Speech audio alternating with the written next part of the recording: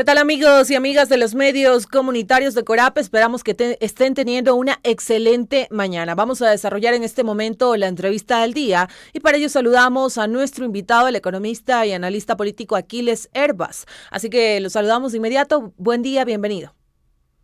Elba, muy buenos días. Un gusto muy grande poder atender esta invitación y a través de la misma pues estar al servicio de la sociedad. Eh, Gracias por acompañarnos y conversemos un poco. El presidente Daniel Noboa, a través del decreto 470, decidió mantener la modificación de la tarifa general del impuesto al valor agregado IVA, es decir, que se mantiene en 15% para este año 2025. ¿Cómo ve usted esta decisión presidencial argumentada en el conflicto armado? bueno, se había advertido que todo aquel incremento en en los impuestos en cualquier sociedad, incluido el Ecuador, es muy difícil que vuelva a bajar, ¿no? Parte de la demagogia que caracterizó el anuncio de de esta alza era precisamente que era temporal.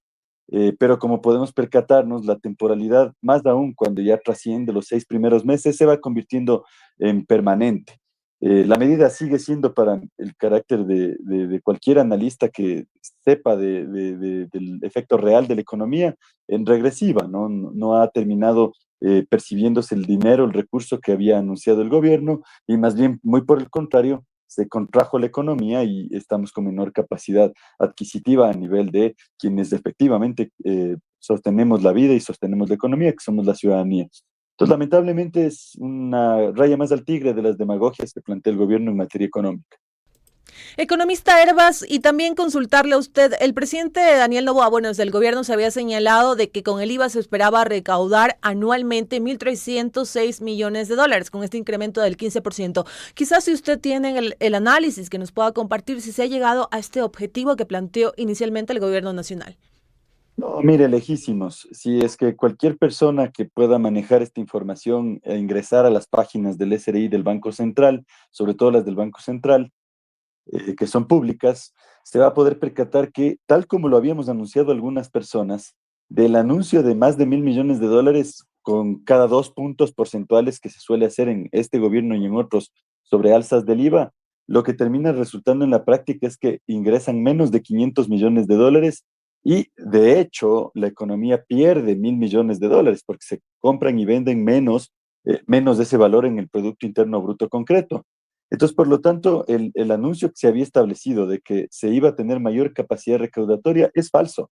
Esos $400 millones seguramente, si tuviéramos transparencia, capacidad de auditoría, entre otros elementos que ahora no existen en el país, se están dirigiendo hacia el pago del Fondo Monetario Internacional porque finalmente era condicionante establecida para los créditos.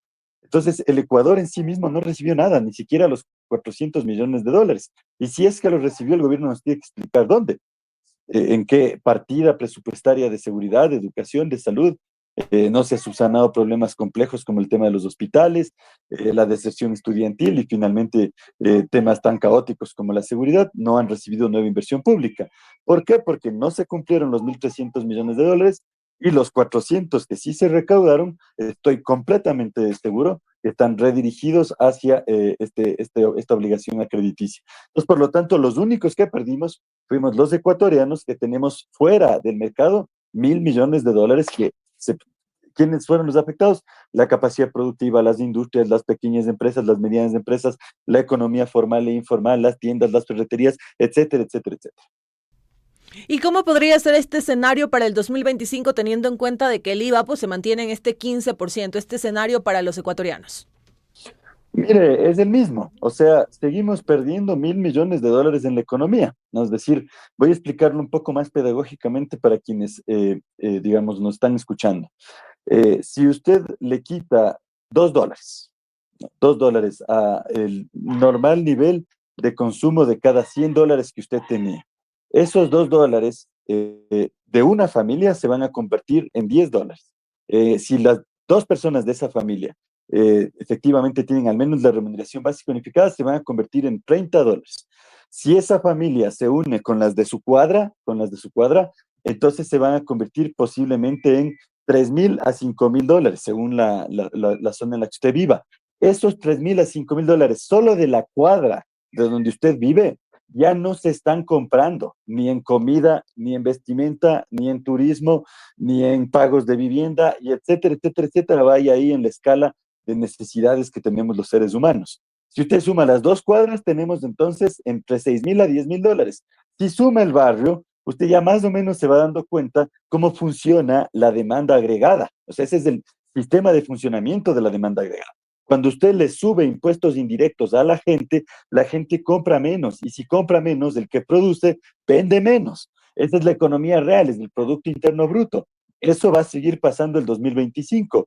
¿Qué tenemos que hacer? Tenemos que bajar impuestos indirectos, es decir, efectivamente aquellos que entran al consumo, y fortalecer política fiscal de aquellos impuestos que son de la pura acumulación.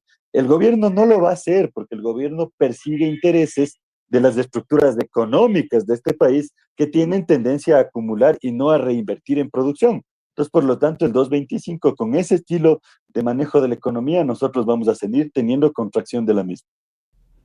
¿Y usted qué opina acerca de estas voces que sostienen que mantener el IVA al 15% es lo adecuado para este 2025 porque en este momento pues no se lo podría reducir al valor en el que estaba del 12%? Miren, las pocas voces que plantean eso son voces que tienen conflicto de interés, que están asociadas históricamente a ser consultores del Fondo Monetario Internacional, de la economía financiera internacional. Entonces, por lo tanto, nunca van a plantear algo, lo pueden adornar, lo pueden edulcorar de una manera aparentemente sapiente, pero lo que es innegable es la realidad. Es decir, los que caminamos en las calles, los que tienen un negocio, los que sostienen el día a día a través de lo que venden, saben perfectamente, además de todos los otros fenómenos, la luz eléctrica y todo, que toda subida del IVA les significa baja en las ventas. Y las bajas en las ventas significa a su vez no poder tener más trabajo, más contratación de trabajo, más compra de materias primas y por lo tanto el círculo, el circuito de la economía se contrae. Entonces pueden haber voces que con una aparente experticia quieren decir lo contrario, pero la realidad en cambio es innegable y ante esa realidad algunos también nos permitimos interpretar las cosas como deben ser. El Ecuador no puede seguir golpeando más a la producción. El Ecuador si le sigue golpeando más a la capacidad de creación de valor, ¿sí? Que es el trabajo, que es la producción, que es las pequeñas, medianas empresas, la economía formal, dolorosamente también la informal, que es algo que tenemos que cambiar. Si le sigue golpeando a eso, va a seguir hundiéndose en un hoyo del cual cada vez es más difícil salir. Seguimos en entrevista para los medios comunitarios de Corape con nuestro invitado Aquiles Herbas, economista y analista político. Y usted hace un momento ha mencionado una palabra y ha referido este tema a la realidad de los ecuatorianos. Conocer un poco cómo queda Ecuador, cómo finaliza este 2024 Ecuador en materia económica. Pues mire, los datos, yo no quisiera ser pesimista porque creo que ahora más que nunca se necesita esperanza, se necesita un mensaje positivo, pero hay que decir también la realidad y la realidad hay que combinarla con esa esperanza después. El Ecuador efectivamente tiene escenarios muy complejos, le ha venido golpeando sistemáticamente en varios gobiernos a la economía, no es algo nuevo, usted recuerde que todo empezó con la famosa ley que impulsó el gobierno de Guillermo Lasso, en el cual se agregó un impuesto ni siquiera a la utilidad y a las ganancias, sino que se le agregó un impuesto a las ventas, es decir, a la capacidad de las personas de facturar, ¿no? El efecto real de ese golpe, de ese impuesto, se nos coló una invitada, disculparán, es el efecto real de ese impuesto, efectivamente termina siendo que la economía que está moviendo el día a día, la calle, que está moviendo la venta de bienes y servicios, empezó a contraerse. Y ahora uno desearía que los siguientes años después de ese golpe hayan significado un intento de repunte, pero los siguientes gobiernos le siguen golpeando. Este ejemplo del IVA es uno de ellos. Esta salida abrupta que hubo de los subsidios es otro ejemplo de ellos, y así sucesivamente.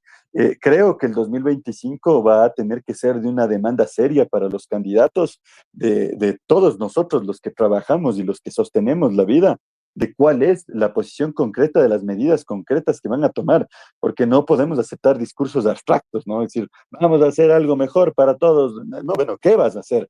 ¿Vas a subirle 2 puntos más de otra vez al IVA? ¿Vas a bajar los 2 puntos? ¿Vas a poder tener política fiscal? ¿Vas a controlar el impuesto a la renta? ¿Vas a controlar la evasión? ¿Vamos a poder dar ese saneamiento para que nos digan concretamente qué va a pasar? Porque el 225 muchas empresas ya han quebrado y las que no han quebrado se están sosteniendo casi de un hilo. Economista Herbas, y también consultar con usted si quizás nos puede compartir un poco acerca también de la situación de empleo en Ecuador durante estos cortes de energía. Se habló de la pérdida de miles de empleos a causa de los apagones, también el cierre de varios emprendimientos. ¿Cómo usted es el análisis que ha hecho acerca de esta situación? Mire, igual, ¿no? Hay unos datos estadísticos, hay estadísticas que unos leen de una forma, otros leen de otra forma, según convenga, pero la realidad es innegable. ¿Cuál es el dato duro en esto? Uno de cada 4 ecuatorianos, el 25%, se halla en estado de desempleo y subempleo, ¿sí? De empleo no, digamos, no conforme a lo que corresponde, el empleo adecuado que se llama, con seguro social, décimos y todas las de ley, se encuentran 6 de cada 10 ecuatorianos, ¿no? Eh, yo creo que estamos ante un escenario dantesco, complicado. Cada vez que nosotros superamos la barrera del 25% de desempleo, se dan dos fenómenos muy, muy dolorosos. Primero, que se abre una llave de agua para la salida ilegal de personas en condición de movilidad humana. A estas alturas, si bien el Estado no ha hecho cifras transparentes, yo estimo que se acaba de ir el ciudadano 1 millón, o sea, se acaba de ir por el Darien, registrado o no, más o menos 1 millón de personas de los 18 millones de ecuatorianos que ahora conformamos la República y el territorio nacional. Segundo gran fenómeno que sucede cuando se pasa hacia el 25% de la escala del desempleo ya tosco, grueso, es decir, que uno de cada familia no tiene trabajo, es que esta situación se prolonga en el tiempo, o sea, porque no tener trabajo puede durar 3 meses, 6 meses, pero hay una escalada que se llama digamos, una medición que tiene que ver con el índice de bienestar humano, que es el del sufrimiento humano, y es cuando una persona no ha logrado conseguir trabajo por más de 2 años. Ese 2 años hace que una buena parte migre u otra parte incluso exprese su descontento social a través de la protesta. Que esto vale analizarlo porque efectivamente mucha gente cree que la gente protesta por hobby, que le encanta salir a enfrentarse a la Policía Nacional.